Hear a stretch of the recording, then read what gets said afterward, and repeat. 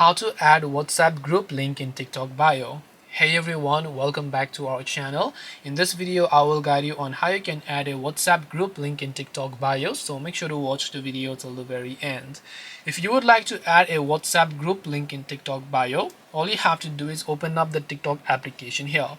And once you launch the TikTok app, you're going to be able to see this type of interface. Now, before this, open up WhatsApp and make sure that you go to a certain group of which you want to copy the link, and then make sure that you have the link for that group.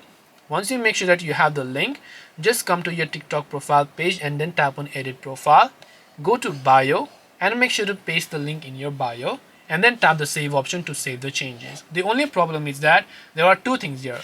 If you paste the link inside the bio section, when someone visits your profile, they can view the link, but they can't click that link because inside the bio it is not going to get clickable.